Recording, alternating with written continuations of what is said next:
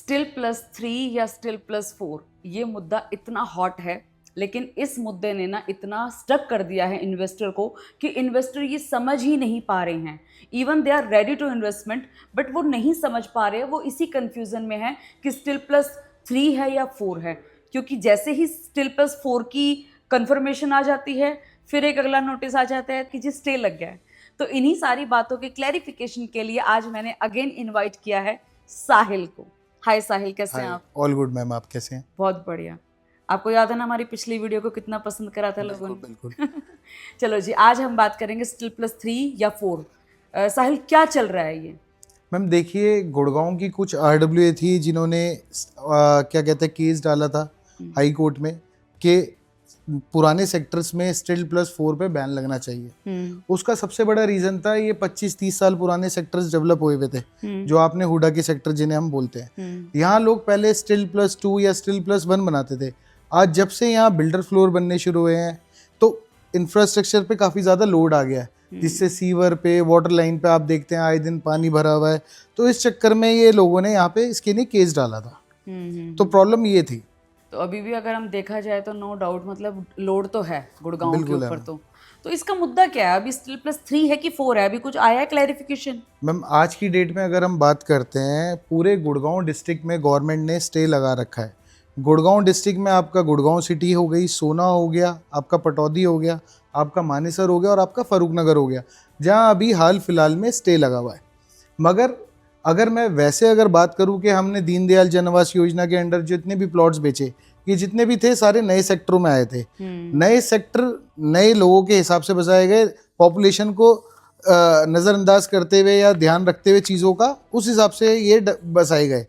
अब नए सेक्टरों में जब दीनदयाल की स्कीम थी स्टिल प्लस 4 आप बना सकते हैं, फ्लोर वाइज रजिस्ट्री करा सकते हैं। जहाँ तक मुझे लगता है ये जो भी स्टे लगेगा ये पुराने सेक्टरों में लगेगा, ना कि नए सेक्टरों में लगेगा। नए सेक्टर जहाँ नॉर्म्स आपके उस हिसाब से आए, यहाँ मोस्ट प्रोबेबली स्टिल प्लस 4 रहेगा। तो कहीं ना कहीं लेकिन साहिल एक बात है, सेंटिमेंट्स तो गड़बड़ाए हैं थोड़े से। बिल्कुल गड़बड़ा है मैम, मगर पता है क्या है, लोग कंफ्यूज ज़्यादा हैं। जो इन्वेस्टर्स हैं मार्केट के, वो कंफ्यूज हैं कि भाई अभी इन्वेस्टमेंट ना करें क्योंकि अप्रिशिएशन नहीं आएगा। सबसे बड़ा प्लस पॉइंट क्या है, लोगों को ये बात समझनी पड़ेगी कि जब आप एक आज की डेट में अच्छे सेक्टर में बिल्डर फ्लोर लेने जाते हो, वहाँ आपको उस बजट में 1.5 करोड़, 2 करोड़, 2.5 करोड़ में एक फ्लोर मिलता है। आज अगर आपको उसी बजट में प्लॉट मिल रहा है, जहाँ पहले 4 बनते थे, अब बस फर्क ये है कि 3 बन रहे हैं, मगर 3 बनने का भी कोई नुकसान नहीं है। ये मैं उन इन्वेस्टर्स को कहना चाहता हूँ। ऑनरशिप भी तो बढ़ रही है मैम, 33% लैंड ओनरशिप मिल रही है, जहाँ आपको पहले 25% मिलती थी। लो डेंसिटी के आपका क्या कहते हैं प्रोजेक्ट हो गया है, जहाँ आपको पहले क्या कहते हैं सन रेज नहीं आती थी, उस प्रॉपर हवा नहीं आती थी, वेंटिलेशन नहीं थी। 4 फ्लोर होने से 3 फ्लोर से वो आप देखिएगा कि इम्पैक्ट कम पड़ेगा उसका। ये चीज़ भी है। मगर अगर इससे हटके हम बात करें कि भाई स्टिल प्लस 4 और 3 चलो ठीक है अपनी जगह है, प्लॉट एक क्या कहते हैं आप भी जानते ही हैं, इन्वेस्टमेंट ऐसी है कि आप अगर किसी चीज़ को 2 साल, 4 साल, 5 साल रखोगे तो वो एप्रिसिएशन देके जाएगी। और प्लॉट से अच्छी इन्वेस्टमेंट मार्केट में है ही नहीं। आज जब टायर 1 सिटीज़ में चीज़ें बजट से बाहर होंगी तो लोग टायर 2 सिटीज़ की तरफ भी मूव कर रहे हैं। वो तो ऑफ कोर्स है। लेकिन एक बात बताओ साहिल, ये जो स्टिल प्लस 3 एंड 4 का है, इसका इम्पैक्ट गुड़गांव की अगर हम बात करते हो तो कौन से सेक्टर्स पर ज़्यादा पड़ा है? न्यू सेक्टर्स में या पुराने सेक्टर्स में? मैम ये देखिए, पुराने सेक्टर्स में पड़ा है, जहाँ हुडा के पुराने सेक्टर्स थे, जहाँ इंफ्रास्ट्रक्चर पुराने टाइम का था, 20 साल 25 साल पुराना। जहाँ तक हम नए सेक्टर्स की बात करते हैं, जो ये नए डेवलपिंग सेक्टर है, यहाँ पे इसका एज सच इम्पैक्ट नहीं है। और खास तौर से दीनदयाल जन आवास योजना में तो बिल्कुल भी नहीं है। अच्छा। क्योंकि ये तो जो पॉलिसी बनाई थी एफोर्डेबिलिटी के हिसाब से या वैसे, ये तो 4 फ्लोर के हिसाब से बनाई थी। अगर गवर्नमेंट यहाँ 4 को 3 कर देगी तो ये बजट फ्रेंडली तो वैसे नहीं रहा, फिर किस बात की है दीनदयाल जन आवास योजना। सही बात है। तो अभी मतलब अभी आप जैसे जो प्लॉट के जो इन्वेस्टर हैं, जो लोग प्लॉट लेना चाहते हैं, तो आप उनको स्ट्रेट सटीक क्या बोलना चाहते हो?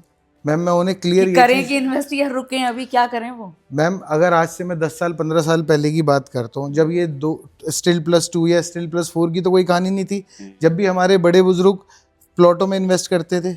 आज जब चीज़ें टायर 1 में बजट से बाहर निकल गई हैं, तो अगर आप अभी भी कंफ्यूज रहोगे और टायर 2 सिटीज़ में भी इन्वेस्ट नहीं करोगे, तो आपको फिर टायर 3 टायर 4 सिटीज़ तक का वेट करना पड़ेगा। तो आज आप इन्वेस्टमेंट करोगे तो अप्रिसिएशन भी मिलेगा, क्योंकि आप प्लॉट में इन्वेस्ट कर रहे हो। आपको साहिल, पता नहीं आपके ज़माने में ऐसा होता था कि नहीं होता था, मुझे याद है, मैं एक गांव से बिलोंग करती हूँ, टाउन है हमारा, तो वहाँ पे ना एक अंकल आते थे ऐसे बैग उठा के, इतनी सारी फाइलें होती थी, एंड वो अंकल पता है किस चीज़ के थे? इंश्योरेंस वाले। पूरे गांव का एक ही अंकल होता था, एंड ट्रस्ट मी, वो जो बोल देते थे ना वो मान भी लेते थे लोग, और जो इंश्योरेंस वो बता कर जाते थे उससे लोगों को बेनिफिट भी होता था। लेकिन आज पता है पहले क्या होता था? पहले लोग ना इतना दिमाग नहीं लगाते थे, हम पहले चीजें patience कर था। लेते थे किसी के कहने पे। आज वो क्या कर रहे हैं, उनको अपना एक खुद का दिमाग इतना दौड़ जाता है कि भाई हम ही सोच लेंगे सारी चीजें, और दूसरे की सलाह का काम ही नहीं, मतलब छोड़ते ही नहीं है कोई जगह। मतलब आप लगा लो कि किसी की मतलब किसी की सोच को या किसी के थॉट्स को वो मैटर नहीं करते हैं, इंपॉर्टेंस देते ही नहीं है। वो कहते हैं नहीं जी हम तो खुद ही कर लेंगे। मैम देखिए, दो चीज़ें हैं। सबसे पहले उन लोगों में वो पेशेंस होता था कि भाई चीज़ को रखा छोड़ दिया। आप LIC हो गया, इंश्योरेंस हो गए, आप 10 साल 15 साल बाद चेक करते थे भाई क्या शेयर्स बढ़े या क्या LIC की पॉलिसी थी। मतलब दादा ने अगर इन्वेस्ट करा तो पोते को पता चलता दादा था के कि पोता बढ़ते, हमारे पोता घर से बढ़ते, बोलते हैं। बिल्कुल। हाँ। तो वो चीज़ें पोता समझता था कि भाई देखो मेरा दादा मेरे नहीं क्या करके गया था। आजकल दिक्कत क्या है, लोग कुछ वीडियोस देख लेते हैं कुछ इन्फ्लुएंसर की, उन्हें नेगेटिव कर देते हैं। उन्हें ये समझना पड़ेगा भाई प्लॉट है, जंगल में लो, ये बात हमने पहले भी करी पहले है, भी करी है। एप्रिसिएशन मिलेगा ही। जिस हिसाब से इंडिया की पॉपुलेशन बढ़ रही है और हर किसी का सपना होता है कि भाई मैं जड़ से मेरा मकान हो। आज टायर 1 बजट से बाहर निकल गया, अब टायर 2 सिटीज़ है, अब वहाँ इन्वेस्टमेंट करो। इन्वेस्टमेंट नहीं, फ्यूचर में तो एंड यूज के हिसाब से भी लोग अपने जहाँ सबका होम टाउन है उसके आसपास ही एक डेवलप्ड सेक्टर में वो इन्वेस्टमेंट भी कर रहे हैं और एंड यूज के हिसाब से भी चीज़ें देख रहे हैं। बिल्कुल सही कह रहे हैं। सोना को ही देख लो, मैं तो सोना की ब्रांड एम्बेसडर हो गई हूँ बिल्कुल, एक तरीके से आपसे देखा ज़्यादा जाए किसी तो। ने प्रमोट ही नहीं करा सोना को। तो देखा जाए तो यार वो करने का एक रीजन भी है साहिल, क्योंकि आंखों से बढ़ता हुआ देखा है पैसा। करेक्ट। और जो फिर अगेन मैं हर वीडियो में हर जगह पर एक ही बात बोलती हूँ कि जब मैंने प्लॉट बेचे ना तो मेरा रिलेशन बहुत ही अलग बना है क्लाइंट के साथ। घर जैसी बात हो, गाली खाने वाले काम नहीं होते। ये मैम रिपीटेड क्लाइंट होते हैं। हाँ बिल्कुल। ये वो क्लाइंट होते हैं, आपने ना यहाँ पे क्लाइंट नहीं बनाया, आपने एक और एक्सटेंडेड फैमिली उसी बनाई की है। बदौलत है साहिल, वही उसी की बदौलत है कि आज भी हम रेफरेंस पे काम कर रहे हैं।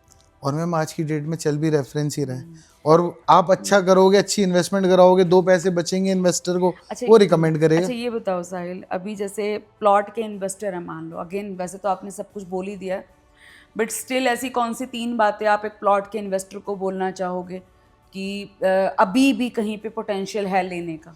मैम आज की डेट में अगर पोटेंशियल की बात करता हूँ, देखिए अगर आपका थोड़ा बजट ठीक है तो आप सोना में इन्वेस्ट कर ही सकते हैं, मल्टीपल ऑप्शन है। साथ साथ जैसे आपने पलवल का नाम सोना सुना की हो, बजट रेंज क्या है अब? आज की डेट में मिनिमम अगर आप सोना में देख रहे हैं तो 1.25 करोड़ से स्टार्ट है। 1.25 करोड़ से कम का कुछ सोना में भी नहीं आता आज की डेट पता है साहिल, हंसी आती है जब लोग कहते हैं कि अरे मैडम सोना में देख दो ना कोई 60-70 हज़ार रुपए पर गज के हिसाब वो से। वो टाइम चला लेकिन गया। gone are the days, अब तक कहाँ पे कुछ होना है। अब वो कुछ नहीं आता। अभी अब मुझे ये बताओ, 1.25 लाख तो आपने सोना का बताया, अगर मान लो कोई ऐसी चीज़ है, जैसे लोग हैं बहुत सारे ऐसे हैं जो लेस देन 1 CR में देख रहे हैं, तो उनको आप क्या सजेस्ट करना चाहते हो? मैम देखिए, जो मुझे पोटेंशियल पिछले मैं 6 महीने से वर्किंग भी कर रहा था, मुझे पलवल में काफ़ी अच्छा पोटेंशियल दिखा, मुझे झज्जर में काफ़ी अच्छा पोटेंशियल दिखा। अच्छा, तो ये 2 एरियाज हैं। पलवल में कोई पर्टिकुलर चीज़ आप बताना चाहते हो? पर्टिकुलर तो नहीं मैम, मल्टीपल ऑप्शंस हैं, मगर सबसे ज़्यादा जो वहाँ हॉट प्रोजेक्ट चल रहा था, रासा इनक्लेव चल रहा था, कहाँ चीज़ें 38-39,000 से स्टार्ट हुई थी, आज 50,000 प्लस का प्राइस चल रहा है। तो एक्सपेक्ट नहीं कर रहा था इतनी फास्ट ट्रांजैक्शन रहेगी कि भाई टायर 2 सिटी है, मगर रिस्पॉन्स बहुत अच्छा है। और यही सेम चीज़ हमें झज्जर में भी देखने को मिली। मल्टीपल प्रोजेक्ट्स आ रहे हैं, प्राइस का भी स्कोप है। झज्जर में क्या है? मैम देखिए, झज्जर में सेक्टर 27 में एक अपकमिंग प्रोजेक्ट है हमारे पास, बैंग ऑन 60 मीटर हाईवे। अच्छा। सबसे बड़ी चीज़, जो हमारा दिल्ली का इन्वेस्टर था, जो बवाना इंडस्ट्रियल एरिया के आसपास का इन्वेस्टर था, वो लोग UER2 के थ्रू, आपको उन्हें गुड़गांव आने में भी टाइम लगता है, वो झज्जर पहले पहुंच जाते हैं। तो कनेक्टिविटी इतनी ज़्यादा स्मूथ हो गई है कि तो आप ये रेरा अप्रूव्ड रहेगा? अभी मैम चीज़ें इनिशियल स्टेज पर हैं। आपके जो भी इन्वेस्टर्स हैं या आपके जो भी फॉलोवर्स हैं, वो कनेक्टेड रहे आपकी वीडियो में, हम आगे चीज़ों को रिवील भी करेंगे। ये अच्छी बात बोली, बताना नहीं चाहिए। नहीं ठीक है, तो इसकी प्राइस रेंज क्या रहेगी अप्रोक्स? 55,000 से 60,000 के बीच रहेगी। अच्छा। अगर हम झज्जर की बात करते हैं, यही पलवल की बात करते हैं तो 50 to 55,000 के बीच रहेगी। तो ऑलमोस्ट चीज़ें सिमिलर है, नियर टू सिटी है, नियर टू गुड़गांव है, और फ्यूचर में ग्रोथ दिखती है इन सेक्टरों में। अच्छा साहिल, एक बात बताओ, जनरली जो बहुत सारे लोग आते हैं, हम दोनों साथ में काम करते हैं, है तो हमारा सेम ही एक्सपीरियंस, लेकिन जो लोग कुछ चीज़ों को छोड़ देते हैं, वो क्यों छोड़ते हैं और क्या ऐसी चीज़ उनको करनी चाहिए कि मतलब वो रिग्रेट ना करे? आप मेरी बात समझो, मतलब क्या देखकर आपको क्या लगता है कि भाई ये चीज़ को देखकर लोग छोड़ देते होंगे प्लॉट मैम टायर देखिए, 3 सिटीज़ में? जैसे कि हम लोग पलवल की बात कर रहे हैं, लोगों को सुनने में बहुत अच्छा लगता है कि 50,000 के प्लॉट हैं। आपको याद है, मैंने हम लोगों ने पीछे बताई थी, उसमें से कुछ लोग कुछ क्लोजर भी हुए हैं, बिल्कुल बिल्कुल। लेकिन कुछ नहीं भी हुए हैं। लोगों ने बोला कि अरे नहीं, ये तो बहुत दूर है, ये वो। तो आप उन लोगों को क्या कहना चाहते हो? मैम देखिए, सबका ना माइंड सेट है, सबको लगता है कि कहीं भी मैं प्लॉट ले रहा हूँ, चाहे वो 50,000 रुपये गज ले रहा हूँ, उन्हें कनेक्टिविटी भी मिल जाए, उन्हें आसपास इंफ्रास्ट्रक्चर भी मिल जाए, ब्लैक टॉप रॉड भी मिल जाए। उन्हें डेवलपमेंट भी पूरी मिल जाए। तो लोगों को ये समझना पड़ेगा कि जहाँ डेवलपमेंट हो गई, जहाँ इंफ्रास्ट्रक्चर खड़ा हो गया है, वहाँ प्राइस भी बढ़ चुके हैं। जहाँ चीज़ें इनिशियल स्टेज पर है, सबसे इंपॉर्टेंट चीज़ है, आप ये देखो कि आसपास वहाँ डेवलपमेंट क्या होनी है, क्या वहाँ कुछ इंडस्ट्रीज आ रही हैं, कंपनीज आ रही हैं, क्योंकि इंडस्ट्रीज और कंपनीज आएगी तो रेजिडेंशियल की अपने आप डिमांड बढ़ेगी। तो आप उन चीज़ों का ध्यान रखो, ना कि आप डेवलपमेंट देखो। डेवलपमेंट तो देखिए, अगर हो गई तो प्राइस तो फिर बढ़ ही जाना प्राइस है। ही बढ़ जाएंगे। तो बाइंग अच्छी होगी, धीरे धीरे डेवलपमेंट होगी, वही अप्रिशिएशन मिलेगा। और सबसे इंपॉर्टेंट चीज़, जितना आपने पिछले 4-5 साल में हमने देखा कि लोग शॉर्ट टर्म इन्वेस्टमेंट की तरफ बहुत भाग रहे हैं, इंट्राडे ट्रेडिंग समझ के बैठ गए हैं ना स्टॉक मार्केट तो की। लोगों को ये समझना पड़ेगा। जब पहले हमारे बड़े बुजुर्ग रियल एस्टेट में इन्वेस्टमेंट करते थे तो 15 साल 20 साल की इन्वेस्टमेंट करते थे, प्लॉट लिया और चीज़ को छोड़ दिया। अब लोगों को लगता है 1 साल में एग्जिट करा दो, 2 साल में करा दो। तो लोगों को भी ये समझना पड़ेगा, ठीक है अप्रिशिएशन आ रहा है, मगर आज वो मार्केट नहीं है, आपको कम से कम 4 साल 5 साल चीज़ को रिटेन करो। देने पड़ेंगे। तो ये चीज़, आप प्लॉट लो और चीज़ को छोड़ दो। जिस हिसाब से यहाँ डेवलपमेंट हो रही है इंडिया में टायर 2 और टायर 3 सिटीज़ में, तो एक अच्छा अप्रिशिएशन आपको मिलेगा।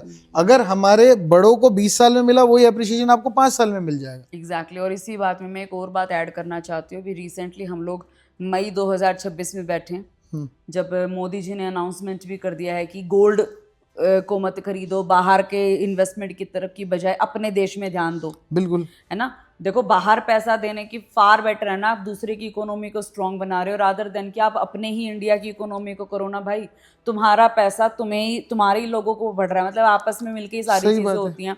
एंड एक बात मैं इसमें ऐड करना चाहती हूँ पर्सनली, साहिल भाई, अभी जब मोदी जी ने बोल दिया ना, तो इतनी सारी रील दबा के आ रही हैं कि मैंने बोला था ना, मोदी जी ने बोला था कि सोना मत लो, प्रॉपर्टी ले लो, लेकिन ऐसे में लोगों को ये भी ध्यान रखने की ज़रूरत है कि कोई भी ऐरी गैरी प्रॉपर्टी भी मत लेना, क्योंकि अभी फोमो भी आएगा। करेक्ट है, दुनिया भर की चीज़ें बिकेंगी बिल्कुल साहिल भाई आएगा, अभी, बिल्कुल आएगा। लेकिन उन चीज़ों में फोमो की बजाय आप वो चीज़ देखना जो आपको सूट करती है, जो आपके बजट को सूट करती है। और मेरी तो भाई साहब एक ही चीज़ है मानने की, साहिल भाई, थोड़ा लगाओ ज़्यादा पाओ, करेक्ट। है ना? और वो स्कोप आपको टायर 2 सिटीज़ में देखने को मिल रहा है कि मिलेगा। लिमिटेड बजट में आप इन्वेस्ट करो और एक अच्छा अप्रिशिएशन है। जहां आप एक अच्छे डेवलप्ड सेक्टर में एक चीज लोगे, वहां आप 4 चीज ले सकते हो। एग्जैक्टली। इन्वेस्टमेंट को स्प्लिट करो, वो इम्पोर्टेंट है। क्योंकि डाइवर्सिफिकेशन ही मैटर करती है। आप जगह जगह पर, एक जगह लगाने से बेटर 2-3 जगह पर पैसा लगाएंगे तो कर पाएंगे। कहीं स्लो रहेगी अप्रिशिएशन, कहीं फास्ट रहेगा, मगर एटलीस्ट अप्रिशिएशन तो रहेगा, वो इम्पोर्टेंट है। एक छोटा सा सवाल हो रहा है मेरा। अभी आपने जैसे झज्जर का नाम लिया, तो झज्जर में बहुत सारी ऐसी चीज़ें भी हो रही है जो एनओसी जोन के ऊपर आ रही हैं, लैंड के ऊपर, और कुछ रेरा अप्रूव्ड है। आप क्या कहना चाहते हो, कौन सी चीज़ सेफ है? मैम देखिए, एनओसी की तो देखिए क्लियरिटी नहीं है। आज चीज़ें हैं, वो भी एक कच्ची कॉलोनी वाला हिसाब हो जाता है, 2 साल बाद गवर्नमेंट क्या डिसीजन ले ले, 5 साल बाद गवर्नमेंट क्या डिसीजन ले ले। मगर जो एक रेरा अप्रूव प्रोजेक्ट होता है, वो इतनी आसानी से अप्रूवल्स नहीं आते हैं। एलओआई लगती है, लाइसेंस लगता है, फिर जाके रेरा आता इतनी ड्यू एंड, ठीक है, लोग रेरा को नहीं मानते, बहुत सारे लोग तो रेरा को भी नेगेटिव करने लग जाते हैं, लेकिन भाई अगर रेरा आपका आ रहा है साहिल भाई, तो कितनी ड्यू एंड डिलिजेंस तो रेरा करके दे रहा है। मैम सबसे बड़ी चीज़ ये एक वो बात हो गई कि हम कच्ची कॉलोनी को डेवलप कॉलोनी से कंपेयर कर रहे हैं। जहाँ चीज़ों का अप्रूवल है, वहाँ कभी भी ऐसा नहीं आएगा कि भाई आपकी टाउनशिप ही तोड़ दी, क्योंकि बहुत सोच समझ के वहाँ पे अप्रूवल्स दिए गए हैं। तो हमेशा जहाँ अप्रूव चीज़ है वहीं पे ही इन्वेस्टमेंट करी जाए, ज़्यादा बेटर। अच्छा साहिल भाई, एक लास्ट सवाल, फिर हम इस वीडियो को यहीं पे समाप्त करेंगे। प्लॉट्स में भी फ्रॉड हो जाते हैं कई बार, एक का प्लॉट दूसरे को बेच दिया जाता है, कई बार रेरा अप्रूव्ड बताकर वैसी चीज़ें बेच दी जाती हैं। तो उन चीज़ों की किस तरीके से छानबीन करें, क्या ध्यान में दें?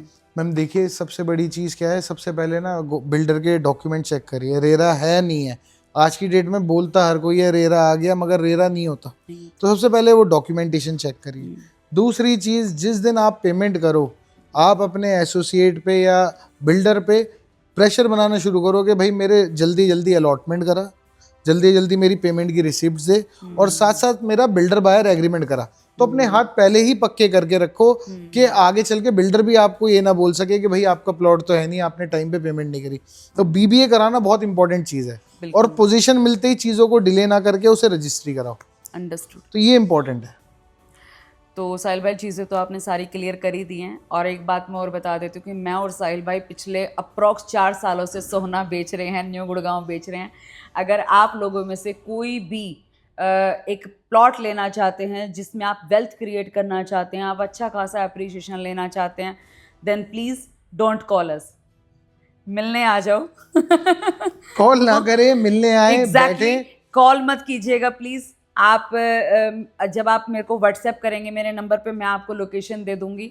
आप प्लीज़ आइए, बैठिए, समझिए, क्योंकि कॉल पे आपको कोई भी इंसान, देखो कोई भी रियल एस्टेट कंसल्टेंट, फिर चाहे साहिल भाई हो, मैं हो, या कोई भी, वो आपको नहीं समझा सकते हैं, क्योंकि हम लोगों को ये नहीं पता है भाई कि आपकी सिचुएशन क्या है, आप सबसे क्या important- सोचकर इन्वेस्ट कर रहे हो। सबसे इंपॉर्टेंट चीज़, सबसे पहले क्या होता है कि ये नहीं कि मेरा कोई प्रोजेक्ट है मैं अपने कस्टमर्स को पिच करना शुरू कर दूं। एग्जैक्टली। सबसे पहले कस्टमर मेरे सामने बैठे, वो अपनी रिक्वायरमेंट बताए। मुझे आप लोगों की या मैम को आप लोगों की रिक्वायरमेंट को क्या कहते हैं, समझना पड़ेगा कि भाई आपका बजट कितना है, आप अंडर कंस्ट्रक्शन देख रहे हैं, आप रेडी टू मूव देख रहे हैं, आप प्लॉट देख रहे हैं या फ्लोर देख रहे हैं। जब तक हम आपकी रिक्वायरमेंट को नहीं समझेंगे, जब तक हम आपको राइट गाइडेंस नहीं दे पाएंगे। और सबसे बड़ी बात साहिल भाई, आकर पहले हमारे ऑफिस में विजिट कीजिए, हमारे स्टाफ से मिलिए कि भाई हम आपको सिर्फ दिलाने के लिए नहीं बैठे हैं। कल को आप जिस दिन बोलोगे ना कि इंदु या साहिल 1 महीने के बाद मुझे प्लॉट बेचना है, तो आपका प्लॉट बिकेगा और हम बेच कर देंगे, इतनी अश्योरिटी के साथ आपके साथ काम करेंगे। Anyways, thank you so much. अगर वीडियो में नए हैं तो सब्सक्राइब जरूर कर दीजिए। Thank you so much. Thank you.